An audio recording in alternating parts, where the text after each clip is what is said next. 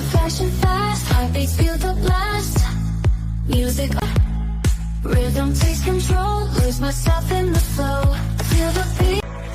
Lights are flashing fast, heartbeats feel the blast. Music, rhythm takes control, lose myself in the flow. Feel the beat. खुशी से उछलने लगती है। नानो आ गई, नानो आ गई।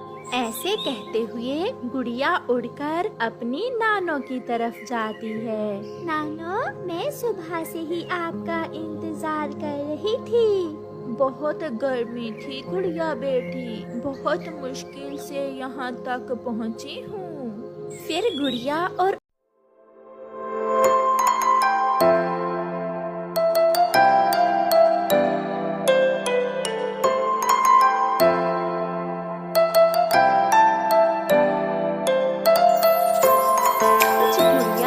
खुश थी क्योंकि आज गुड़िया की नानो जो आ रही थी। पीपल के बड़े पेड़ पर बैठी गुड़िया अपनी नानो का इंतजार कर रही थी और फिर उसे दूर से ही अपनी नानो आती हुई दिखाई देती है और वो खुशी से उछलने लगती है। नानो आ गई, नानो आ गई। ऐसे कहते हुए गुड़िया उड़कर अपनी नानो की तरफ जाती है। नानो, मैं सुबह से ही आपका इंतजार कर रही थी। बहुत गर्मी थी गुड़िया बेटी, बहुत मुश्किल से यहाँ तक पहुँची हूँ। फिर गुड़िया और उसकी नानो घर आ जाती हैं। गुड़िया की मम्मा नानो को ठंडा लाल शरबत देती है। बारिश हुए भी काफी समय बीत गया है, इसलिए गर्मी बहुत बढ़ गई है। नानो, नानो, मेरे लिए क्या लाई है? मैं अपनी गुड़िया के लिए लाई हूँ छोटी सी गुड़िया। ये कहते हुए गुड़िया की नानो अपने थैले से गुड़िया को एक गुड़िया निकाल कर देती है, जिसे देखकर गुड़िया बहुत खुश होती है। माँ, सब पड़ोसी ठीक थे क्या? हाँ बेटी, सब ठीक थे। तुम तो आई नहीं मुझसे मिलने, सोचा मैं ही मिल आती हूँ। फिर वो सब ऐसे बातें करते हैं। फिर शाम को गुड़िया की मम्मा नानो को खाना देती है। मम्मा, मैं भी खाना नानो के साथ ही खाऊंगी। हाँ हाँ, क्यों नहीं, मेरी बेटी मेरे साथ ही खाना खाएगी और मैं नानो के साथ सोऊंगी भी। फिर गुड़िया और उसकी नानो खाना खा लेती हैं।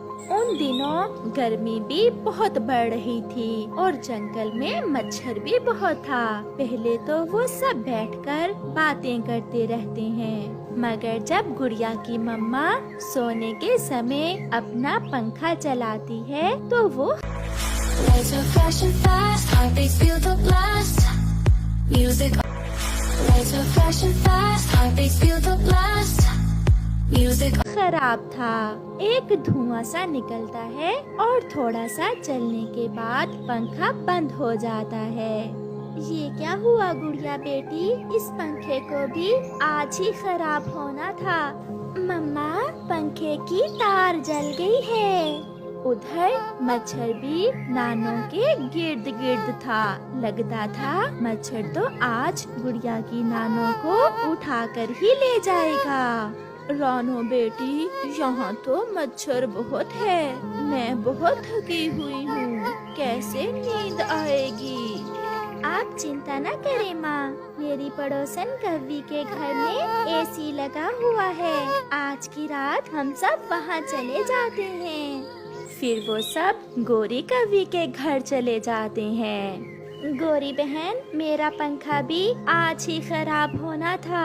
माँ जी आई हुई है, मच्छर तो सोने नहीं दे रहा था, इसलिए आज की रात हम आपके पास ही रुकेंगे। गोरी तो चुप रहती है, मगर कालू कौवा जो थोड़ा सा गोरी कव्वी से अच्छा था कहता है, हाँ हाँ चिड़िया रानी, ये घर भी आपका अपना ही है। ये कहते हुए कालू कौवा एसी चलाता है। एसी की ठंडी हवा के आते ही गुड़िया और नानो तो सो जाती हैं। चिड़िया, मैं चुप इसलिए थी कि एसी का बिजली का बिल भी बहुत आता है। मैं तो कभी कभार ही एसी चलाती हूँ। कोई बात नहीं गौरी बहन, इस बार जब बिजली का बिल आएगा तो मैं उसमें से कुछ पैसे दे दूंगी। ये सुनकर गौरी कवि बहुत खुश होती है। रात गुजर जाती है और फिर गुड़िया की नानो भी वापस चली जाती है। गुड़िया और उसकी मम्मा अपने घर में बैठी हुई थी। गुड़िया आज बहुत उदास थी।